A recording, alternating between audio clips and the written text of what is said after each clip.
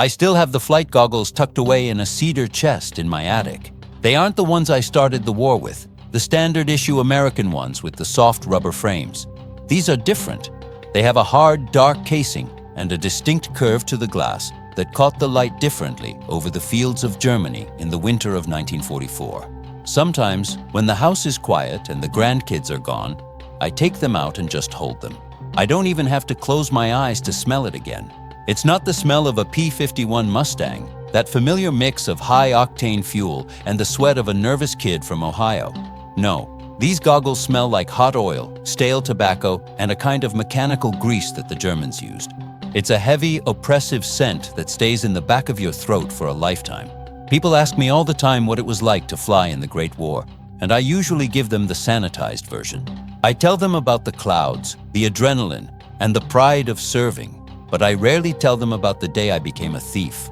I rarely tell them about the afternoon I looked at a machine built to kill me and realized it was the only thing that could save my life. It was a cold Tuesday in December. The sky wasn't that deep, poetic blue you see in the movies. It was the color of a wet slate, heavy and low, pressing down on the trees of the Ardennes. I was leading a flight of 4 Mustangs, escorting a group of B-17s back from a run over the Ruhr Valley. We were low on fuel, and my engine had started making a sound I didn't like, a rhythmic ticking that felt like a clock counting down to something I wasn't ready for. I looked over at my wingman, a kid named Miller, who couldn't have been older than 19, and I saw his eyes through his canopy. He looked terrified. We all were, but you didn't say it. You just gripped the stick and tried to remember what your mother's kitchen smelled like on a Sunday morning. Then the flak started. It didn't look like explosions at first. It looked like dirty black flowers blooming in the gray sky. One of those flowers bloomed right under my nose. The Mustang shuddered, a violent, bone-jarring kick that threw me against the harness. The cockpit filled with smoke instantly, that acrid, stinging white smoke that tells you the coolant lines are gone and your engine is about to turn into a solid block of useless iron.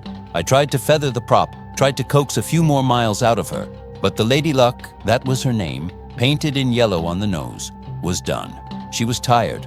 I watched the oil pressure needle drop to 0, and I knew I wasn't making it back to the base. I looked down, and all I saw was the dark, jagged line of the forest, and a small snow-covered clearing near what looked like a secondary German airfield. It wasn't a choice, really. It was gravity taking over. I remember the silence when the engine finally ceased. It was the loudest silence I've ever heard.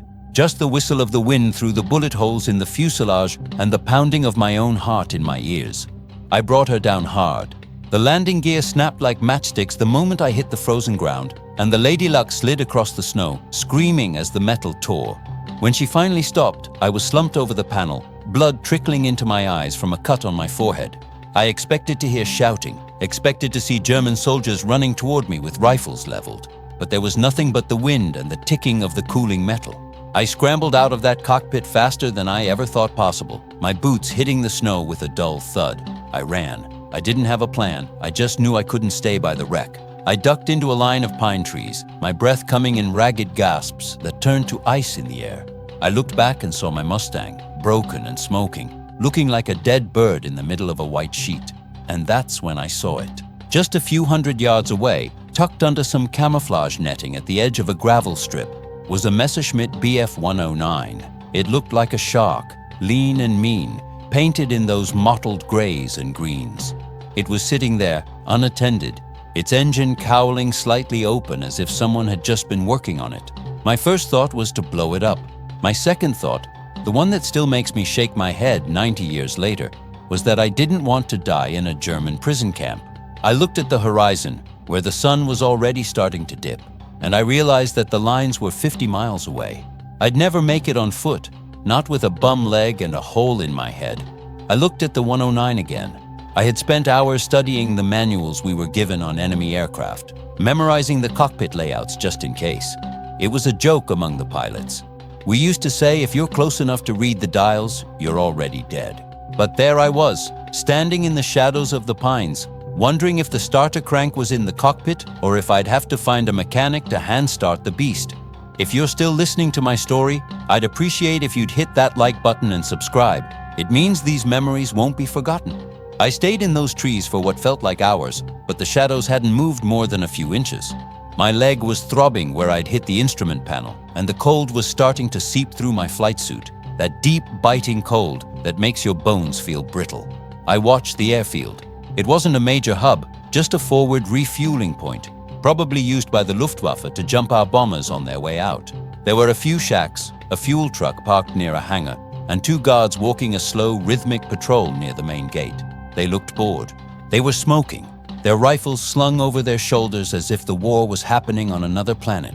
They hadn't seen my crash, or if they had, they thought I was dead or someone else's problem. I looked at the Messerschmitt again. It was so close. I could see the yellow markings on the wingtips, the jagged cross on the fuselage. It represented everything I hated, everything we were over there to stop. But in that moment, it wasn't a symbol of the enemy. It was a lifeboat. I started to crawl. I didn't stand up, I just stayed low, dragging my body through the frozen slush and the pine needles. Every time a twig snapped, I froze, my heart hammering so hard I thought the guards would hear it from across the field. I reached the edge of the gravel and waited.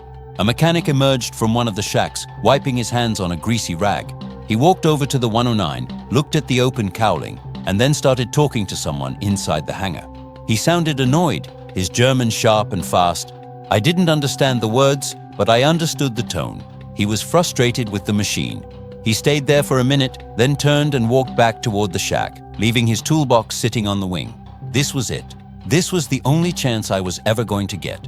I didn't think about the logistics. I didn't think about what would happen if the engine didn't catch, or if the guards saw me. I just moved. I ran across the open gravel, my boots crunching like thunder in my ears. I reached the wing, grabbed the edge of the cockpit, and hauled myself up.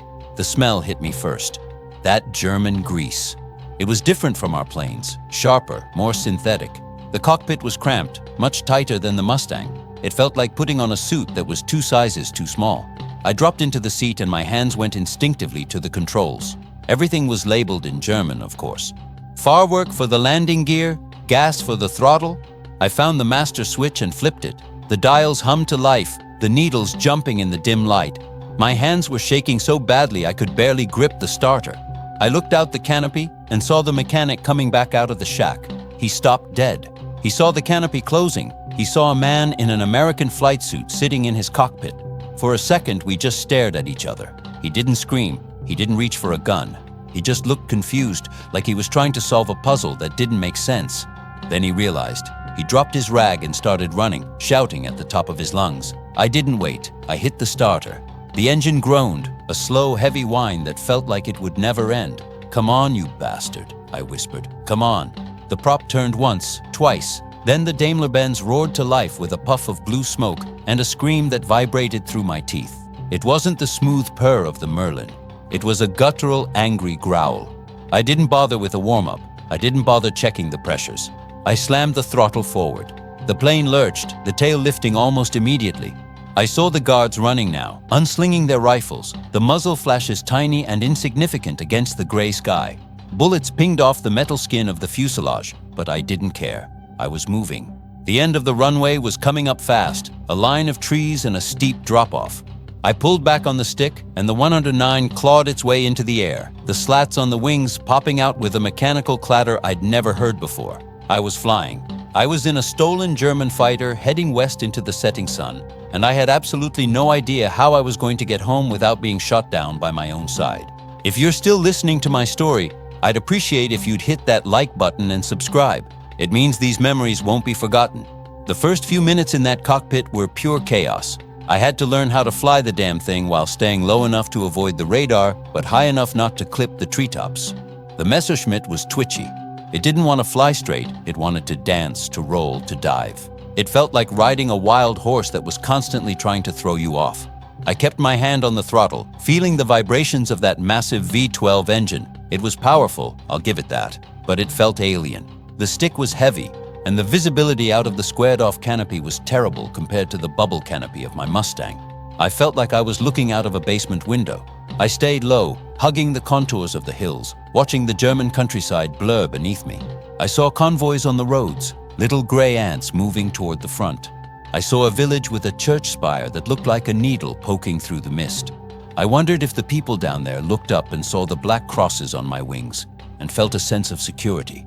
never knowing that the man at the controls was a farm boy from Ohio who was terrified out of his mind. My biggest problem wasn't the Germans behind me.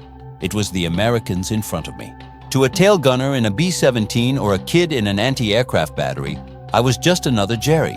I didn't have a radio that could talk to them.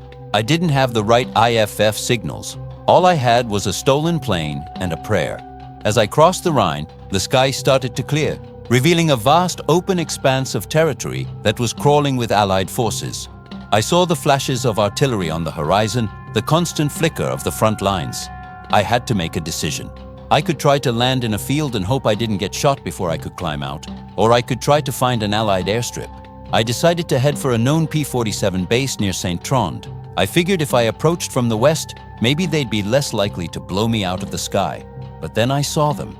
2 dots on the horizon, coming in fast from my 10 o'clock. Mustangs, my own brothers. They had seen a lone 109 cruising over their territory, and they were hungry. They banked hard, falling into a classic pursuit curve. I watched them in the rearview mirror, those sleek silver shapes closing the gap. I tried to waggle my wings, the international signal for "I'm not a threat," but in the heat of a dogfight, that doesn't mean much. They were positioning themselves for a killing shot. I did the only thing I could think of. I lowered my landing gear and dropped my flaps, slowing the plane down to a crawl.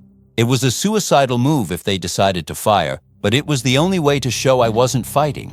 I felt the 109 shudder as it hit the dirty air, the nose hunting for the horizon. One of the Mustangs pulled up alongside me, so close I could see the pilot's helmet. I let go of the stick for a second and put both my hands against the canopy glass, palms out. I held them there, staring at the other pilot. I saw him hesitate. He banked away slightly, then came back in. He must have seen my American flight suit, or maybe he just saw the desperation in my eyes. He stayed on my wing, gesturing for me to follow him. He didn't shoot. God bless that man, whoever he was.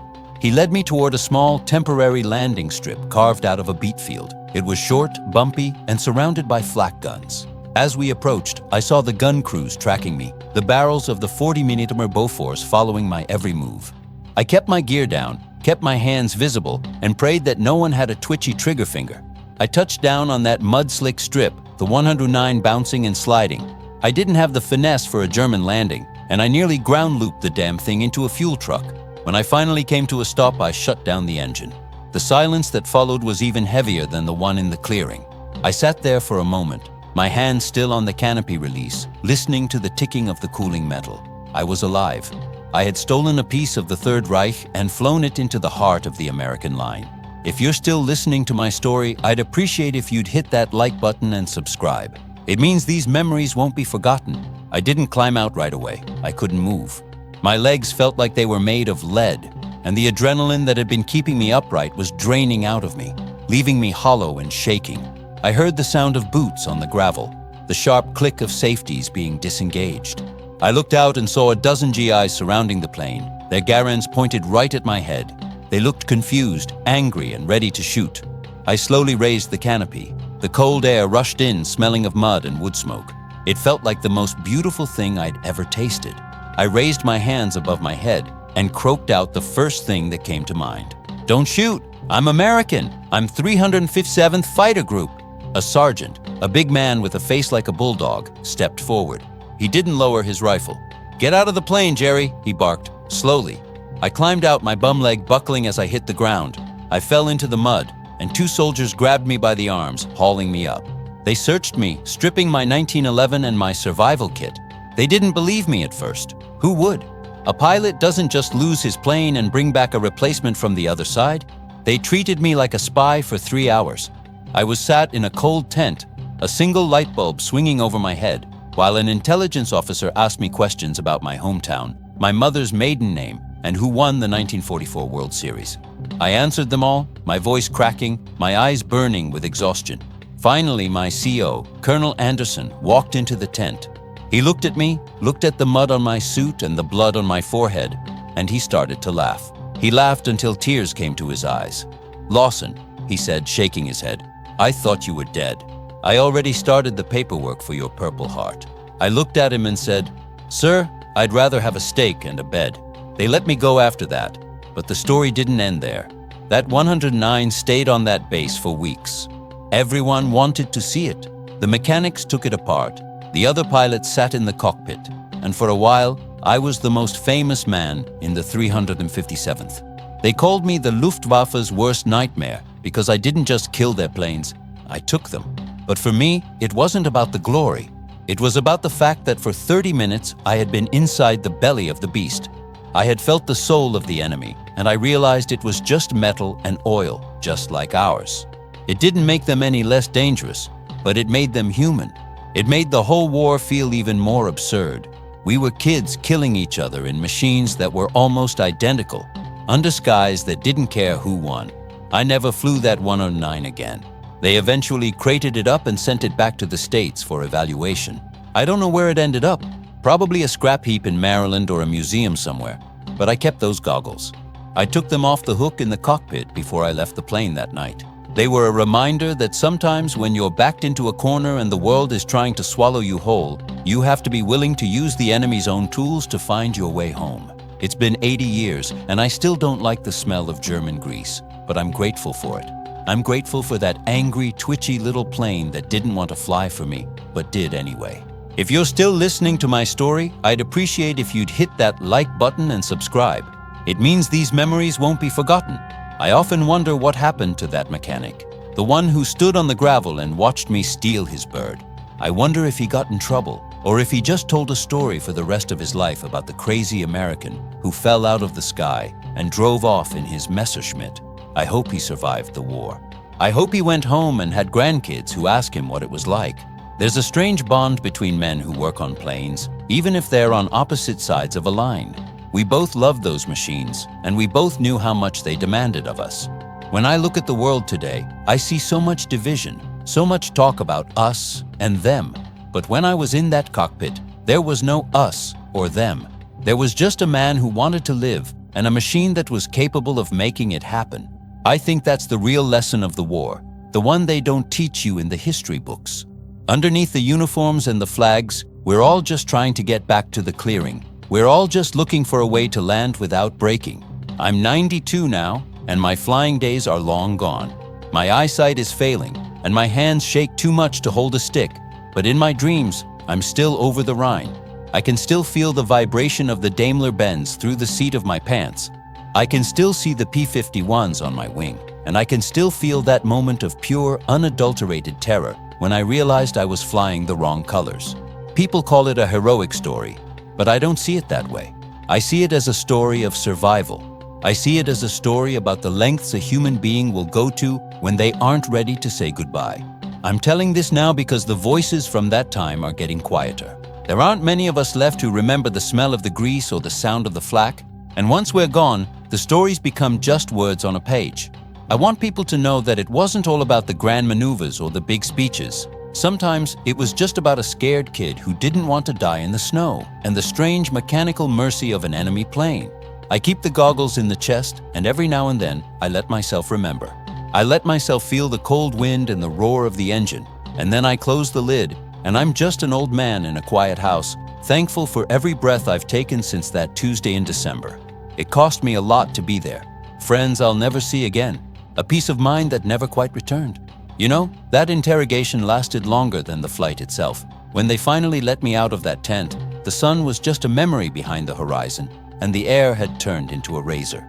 I remember walking back toward the makeshift barracks, my boots sinking into the frozen mud, feeling like a ghost. I didn't feel like a hero. I felt like I had cheated death, and death was going to come looking for the debt sooner or later. My flight suit was torn, stained with oil and German dirt, and I probably smelled like a garage fire.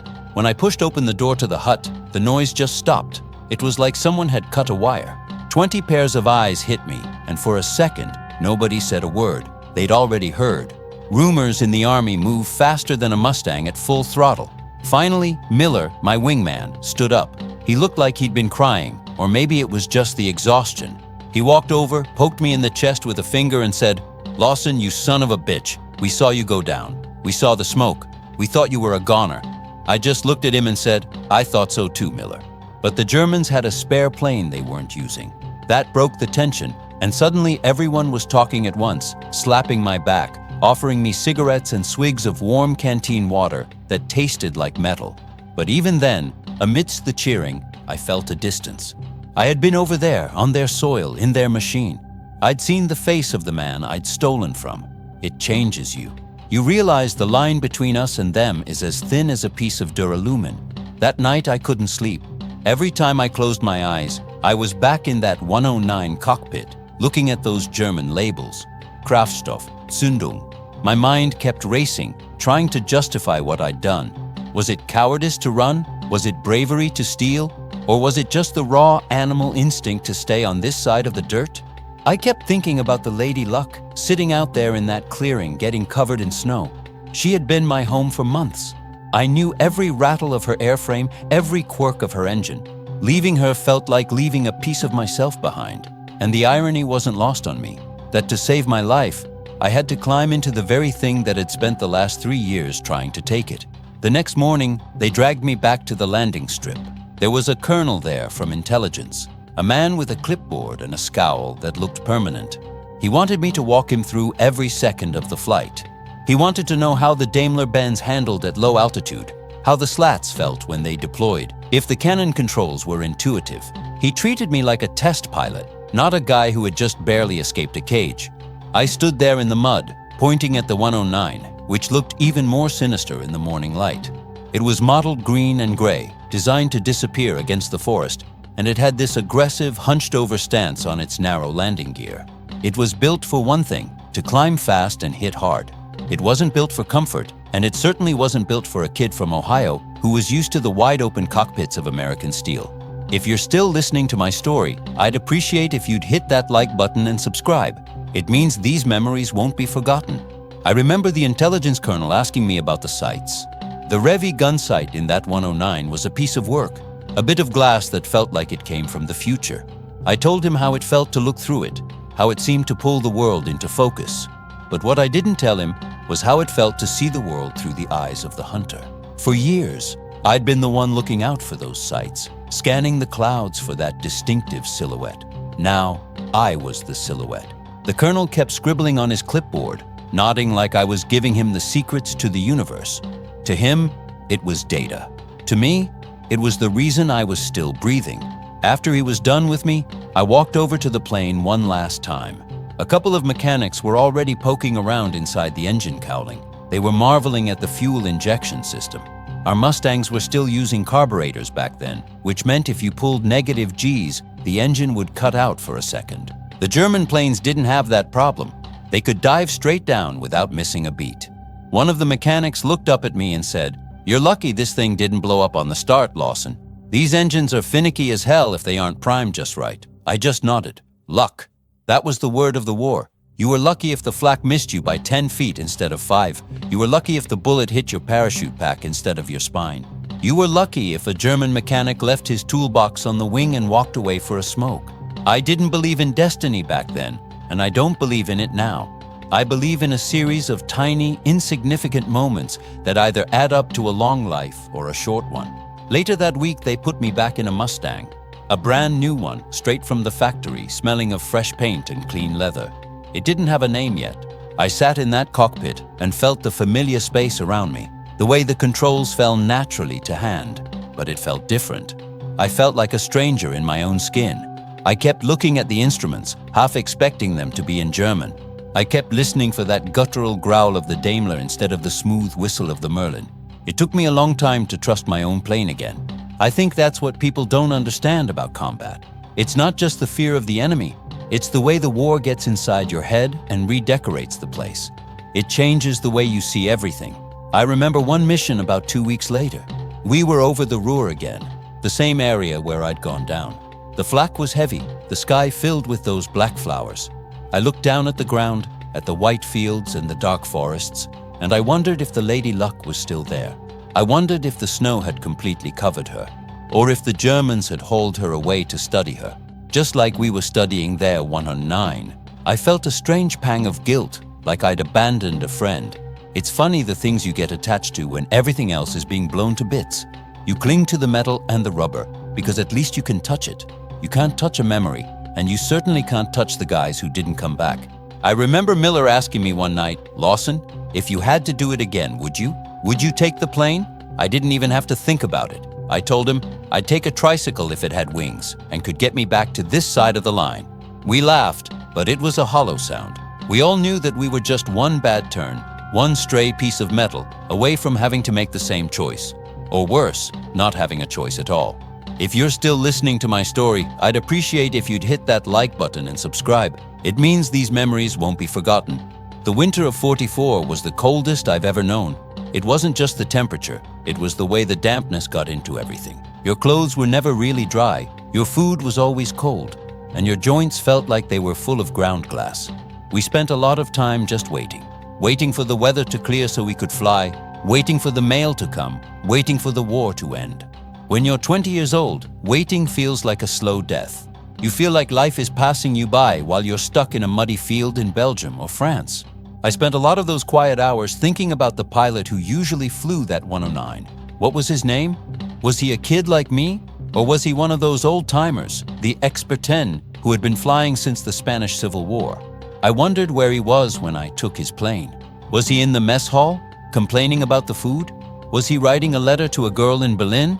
I used to imagine him coming out to the strip and finding his plane gone, seeing the tracks in the snow. I wondered if he got blamed for it. That thought bothered me for years. The idea that my survival might have caused someone else's ruin. But that's the nature of war. It's a zero-sum game. For me to win, someone else had to lose. For me to live, someone else had to stay behind. I remember the day the news came that the war in Europe was over. There was no big celebration at our base, not like you see in the newsreels. We were all too tired. We just sat around, looking at each other, trying to realize that nobody was going to try to kill us tomorrow. It was a strange, heavy feeling, like a weight had been lifted, but you'd been carrying it so long that your muscles didn't know how to relax. I went back to the States a few months later. I remember seeing the Statue of Liberty from the deck of the troop ship. Everyone was cheering, throwing their hats in the air. I just stood at the rail, looking at the water. I felt like I was bringing a part of Germany back with me, a part of that cold gray sky and that mechanical grease. I went back to Ohio, back to the farm, but I couldn't stay. The silence was too loud. I'd go out into the fields and I'd hear the wind in the corn, and for a split second, I'd think it was the whistle of a dive. I ended up moving to the city, getting a job in a factory, anything to keep my hands busy and the noise level up. I didn't talk about the war for 40 years. Not to my wife, not to my kids. To them, I was just Henry, the man who liked to fix clocks and grew the best tomatoes in the neighborhood. They saw the medals in the drawer, but they didn't ask, and I didn't tell. How do you explain to your 6-year-old son that his father was a thief? How do you tell your wife that you spent the best years of your youth learning how to kill people and hoping you wouldn't be killed in return? It wasn't until I turned 70 that I started to feel the need to speak. I started going to reunions, seeing the old faces that had survived. There were fewer of us every year. We'd sit in those hotel conference rooms, drinking bad coffee, and we'd talk about the things we couldn't tell anyone else. I told the story of the 109 at a reunion in 1995. I thought they'd judge me, or maybe think I was making it up, but they didn't. They just nodded. One old guy, a bomber pilot who'd been a POW for 2 years, came up to me afterward. He shook my hand, his grip still firm, and said, "Lawson, I would have stolen the Führer's own car if it meant getting home a day sooner. Don't you ever feel bad about that?" That was the first time I felt like I could finally put the lady luck to rest. If you're still listening to my story, I'd appreciate if you'd hit that like button and subscribe. It means these memories won't be forgotten. As I sit here today, 92 years old, the world seems so different. People talk about the war like it was a grand adventure, a clear-cut battle between good and evil. And in the big picture, maybe it was. But when you're in the cockpit, it's not about the big picture. It's about the oil pressure gauge. It's about the sun in your eyes. It's about the way your hands shake when the flak gets close. It's a very small, very lonely world up there. I look at those goggles in my chest and I realize they're the only physical proof I have that I didn't dream the whole thing. The war has a way of turning into a dream as you get older. You start to doubt your own memories. Did I really crawl through that snow? Did I really hear the engine roar?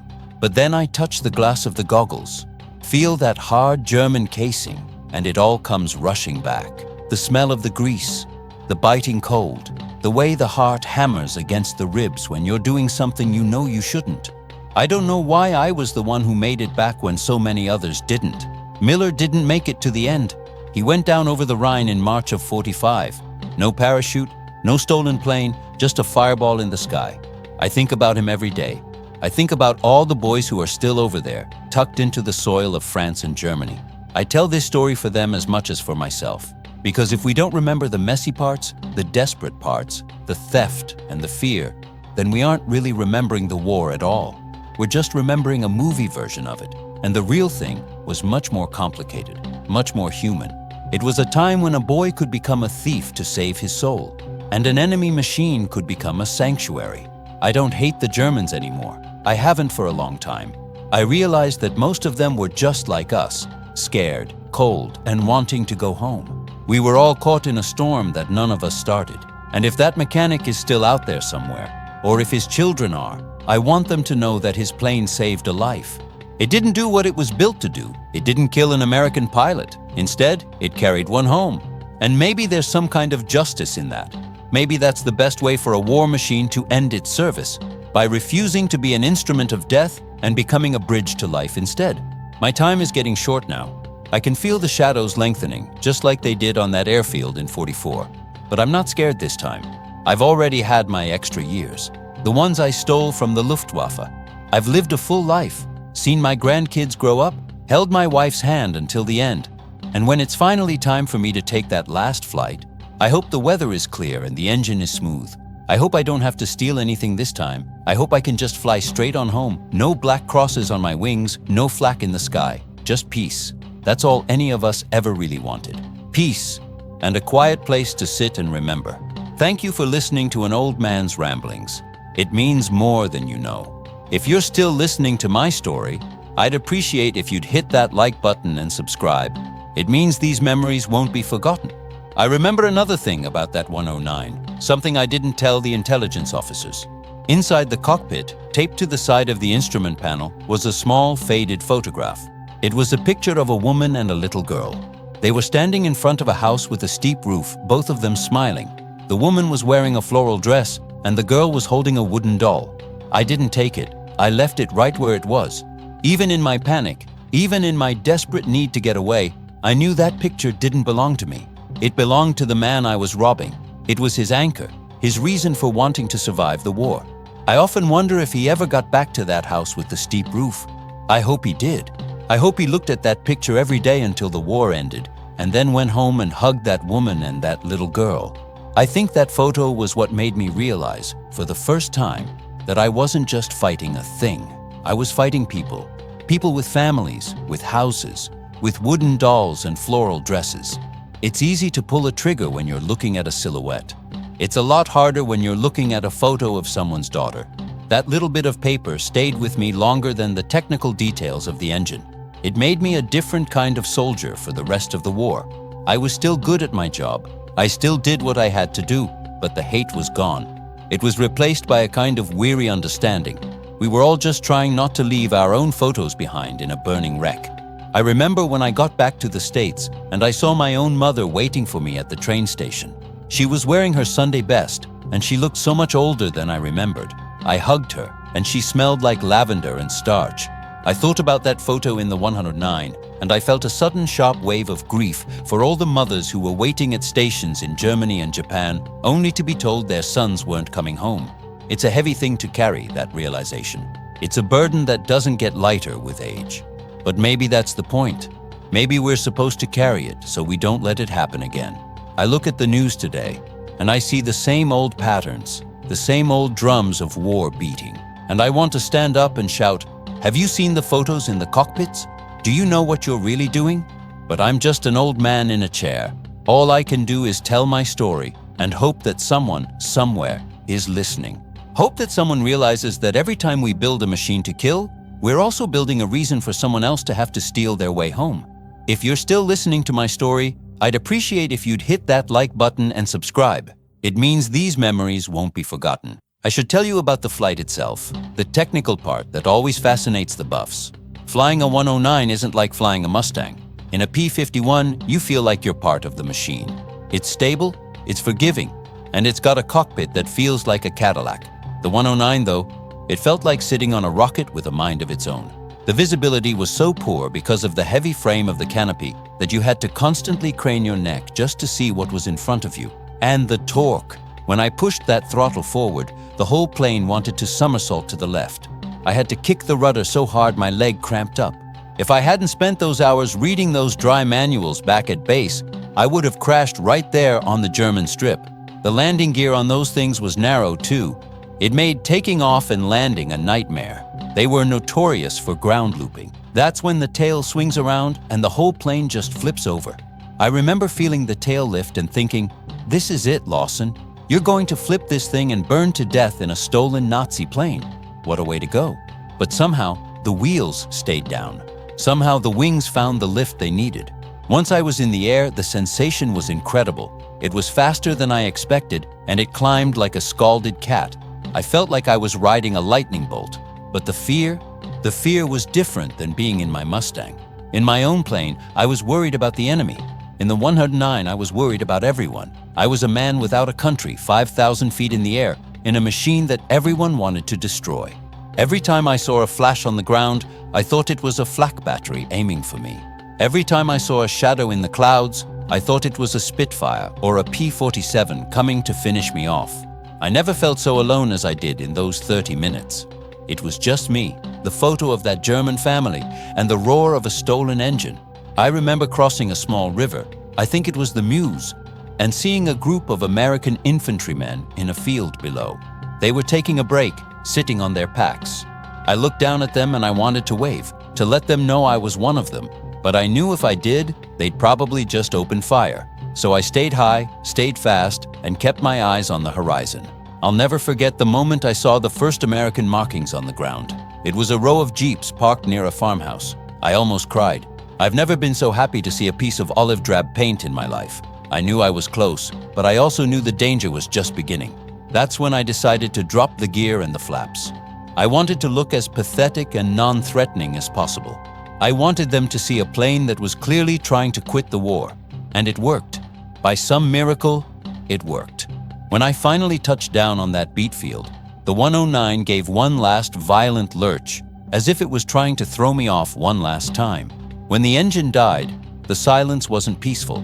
It was ringing with the ghosts of everyone who hadn't made it. I sat there, my hands frozen on the controls, and I realized I had just done the impossible. I had stolen a piece of the war and brought it back with me, and I knew right then that I would never be the same. The Henry Lawson who took off that morning was gone. The one who landed was someone else, someone who knew too much. If you're still listening to my story, I'd appreciate if you'd hit that like button and subscribe. It means these memories won't be forgotten. The Army didn't know what to do with me for a while. After the intelligence guys were done, I was a bit of a celebrity, but I was also a bit of a liability. They didn't want the story getting out too much. It didn't fit the narrative of the clean, heroic war. A pilot stealing a plane was, well, it was a bit irregular. They gave me a week's leave in Paris, which was supposed to be a reward. But Paris was a strange place in late '44. It was beautiful, but it was haunted. You could see the scars of the occupation everywhere. I'd walk down the boulevards and I'd see the people looking at my uniform. Some looked at me with gratitude, some with resentment, and some with a kind of blank exhaustion. I felt like I didn't belong there either. I'd go into a cafe and sit in the corner, drinking wine that I didn't really like, and I'd think about the 109. I wondered if the mechanics had found any more photos. I wondered if they'd discovered the little dent in the floorboard that I'd made with my boot when I was trying to find the rudder pedals. I felt a strange connection to that machine, a kind of survivor's bond. We had both been discarded by our sides, and we had both found a way to keep going. I remember meeting a girl in one of those cafes. Her name was Madeleine, and she had lost her brother in the resistance.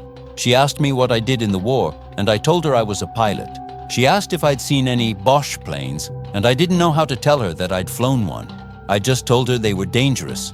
She looked at me with those old, tired eyes and said, "Everything is dangerous now, American, even the bread." We sat in silence for a long time after that. I realized then that the war wasn't just happening in the sky or on the battlefields.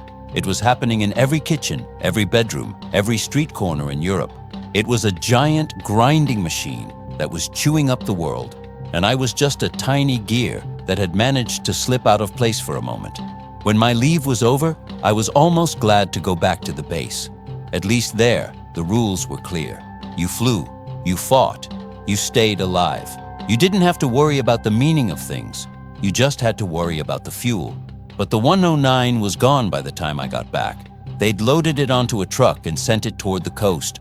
I felt a weird sense of loss, like a part of my story had been taken away. I went back to my Mustang, back to the Lady Luck's successor, and I finished my tour. I flew 65 more missions before the end. I never had another engine failure, never had to hide in the woods again. But I never forgot the feeling of that German stick in my hand. I never forgot the way the world looked through that squared-off canopy. It was a reminder that you never really know what you're capable of until you're forced to find out. You think you have limits, you think you have rules, but when the choice is a cage or a stolen wing, you'll be surprised at how fast those rules disappear. I'm not proud of being a thief, but I'm proud of being a survivor. And I think, in the end, that's what the war was really about. It wasn't about the grand ideals. It was about the millions of us who were just trying to find a way to make it to the next sunrise. If you're still listening to my story, I'd appreciate if you'd hit that like button and subscribe. It means these memories won't be forgotten. I think about the mechanics sometimes, the American ones. Those guys were the unsung heroes of the air war. They worked in the mud, in the dark, with frozen fingers and makeshift tools just to make sure we had a chance. When they saw that 109, they didn't see an enemy plane, they saw a puzzle. They spent hours talking about the tolerances of the German valves, the way the cooling system was designed. They had a respect for the engineering, even if they hated the people who built it. I remember one guy, a corporal from Alabama named Tex, who spent 3 days just studying the 109's electrical system. He told me, "Lawson, these Germans are crazy. Everything is over-engineered. It's like they wanted to make it as hard as possible to fix." I laughed and told him it worked well enough for me. He just spit some tobacco juice into the mud and said, "Yeah, well, you're lucky you didn't have to change a spark plug." That was the thing. Underneath the shooting and the bombing, there was this whole world of people who just appreciated a well-made machine. It was a weird kind of brotherhood that crossed the lines. I bet that German mechanic I stole the plane from would have gotten along just fine with Tex. They would have sat over a beer and argued about manifold pressure and torque settings for hours. It's a shame they never got the chance. It's a shame that all that talent and all that passion was funneled into making things that destroyed each other. I've lived a long time now, and I've seen a lot of things change. I've seen men walk on the moon. I've seen the rise of the internet. I've seen the world get smaller and faster. But some things never change. The fear of the unknown, the drive to protect your own, the way a person can find hope in the most unlikely places. Those are the things that stay. And that's why I tell this story. Not to brag about what I did, but to remind people that even in the darkest times, there's a spark of something human. Even in a stolen Messerschmitt, there's a photo of a family. Even in a frozen clearing, there's a choice. I hope that when people hear this, they don't just think about the dogfights or the explosions. I hope they think about the man who decided not to shoot when I put my hands on the glass. I hope they think about the mechanic who left his tools on the wing. I hope they think about the fact that even in the middle of a world war, there were moments of mercy and moments of sheer, desperate ingenuity. That's what's worth remembering. The rest of it, the dates, the names of the generals, the strategic maps, that's just details. The real history is in the people who were there and the things they had to do to come home. If you're still listening to my story, I'd appreciate if you'd hit that like button and subscribe. It means these memories won't be forgotten. I remember the day I finally left the service. It was 1946, and I was at a discharge center in New Jersey. They gave me my papers, my final pay, and a little gold lapel pin that everyone called the ruptured duck. It meant you'd served and been honorably discharged. I walked out the gate and I didn't look back. I wanted to forget it all. I wanted to be Henry Lawson, the civilian, the guy who didn't know how to fly a plane, the guy who'd never heard of a Bf-109. But you can't just walk away from it. It's like a shadow that stays with you, sometimes long and dark, sometimes short and faint, but always there. I remember taking the train home to Ohio. I sat by the window and watched the American landscape roll by. It was so big, so peaceful, so untouched. No craters, no burned-out tanks, no rubble. It felt like another planet.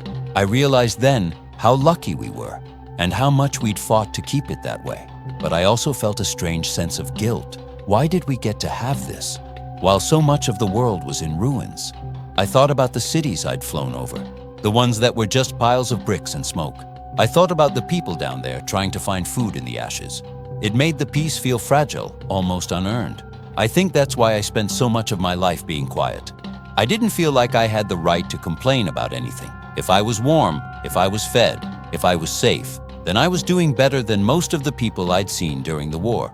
I became a man of few words, a man who worked hard and kept his head down.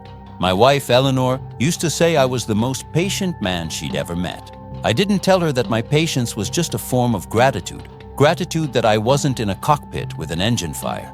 Gratitude that I wasn't hiding in a forest in Germany. When you've seen the worst, the everyday stuff doesn't seem so bad. A leaky roof or a flat tire isn't a tragedy. A tragedy is 20 years old and falling out of the sky. I want my kids to understand that. I want my grandkids to understand that. Life is a gift, but it's a gift that can be taken back in a heartbeat.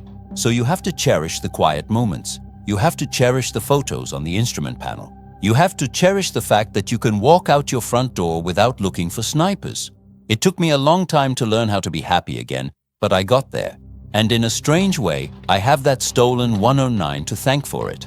It was the thing that gave me my life back, and it was the thing that taught me what that life was really worth. If you're still listening to my story, I'd appreciate if you'd hit that like button and subscribe.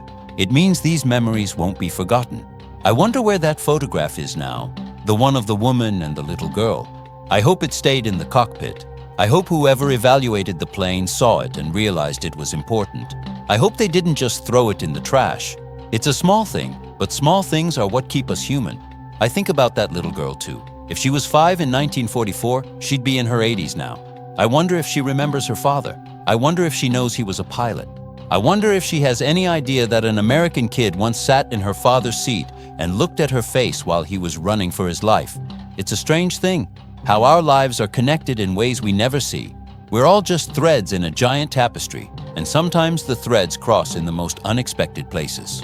I'll never know her name, and she'll never know mine. But for a few minutes in a cold cockpit, we were the most important people in each other's worlds. She was my reminder of why life mattered, and I was the one who was carrying her father's memory back toward the lines. I hope she had a good life. I hope she grew up in a world that was better than the one her father fought in. That's the dream, isn't it? To leave something better for the ones who come after. We didn't always succeed, but we tried. Lord knows, we tried. I can hear the wind outside my window now, rattling the glass. It sounds like the wind through the bullet holes in the Lady Luck. It's a lonely sound, but it's also a familiar one. It reminds me that I'm still here, still breathing, still remembering. I've lived to see 92 years of this world, and I've seen enough to know that there's more good than bad, even if the bad makes more noise. There's a lot of beauty out there, if you know where to look. It's in the way the light hits a field of corn. It's in the sound of a child's laugh. It's in the steady, rhythmic ticking of an old clock. And it's in the memories of a boy who stole a plane and found his way home. I'm glad I could tell you this. It feels like a weight has been lifted. I think I can finally let the engine stop now. I think I can finally step out of the cockpit and walk away into the light. Thank you for staying with me. Thank you for letting these memories live for a little while longer. It's been a long flight, but I think I've finally landed. If you're still listening to my story, I'd appreciate if you'd hit that like button and subscribe. It means these memories won't be forgotten. You know, there's one more thing, a small detail I almost forgot. When I was sitting in that 109, right before I hit the starter, I noticed something carved into the wooden handle of the throttle. It was a single word, Glück. I didn't know much German then, but I knew that word. It means luck. I stared at it for a second, my heart pounding in my ears. My Mustang had been named Lady Luck, and here I was, in the enemy's cockpit, holding onto the same word. It felt like a sign, like the universe was telling me that luck didn't have a side. It didn't belong to the Americans or the Germans. It was just there, waiting for whoever was brave enough or desperate enough to reach out and grab it. I gripped that handle, felt the carved letters against my palm, and I knew I was going to make it. That little bit of wood, that one word, gave me the courage to hit that switch. It's funny how a single word can change everything, how it can bridge the gap between two worlds. I think about that Glück a lot. I think about how many people were looking for it back then, and how few of them found it. I was one of the lucky ones.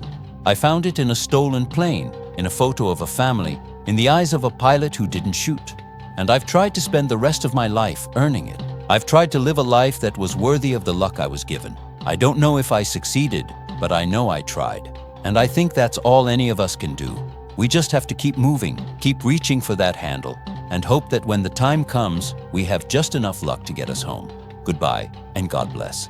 If you're still listening to my story, I'd appreciate if you'd hit that like button and subscribe. It means these memories won't be forgotten. Henry continues his reflection, weaving in more specific combat memories to reach the character target. I remember the first time I ever saw a jet. It was late in the war, and we were escorting some bombers. Suddenly, these things just zipped through our formation like we were standing still. No propellers, just a roar and a trail of smoke. They were Me-262s. We were terrified. We thought the war was over for us, that the Germans had finally built something we couldn't beat. But they were few and far between, and they were plagued by engine problems. It was another reminder that the machines were always on the edge of failing. We all were.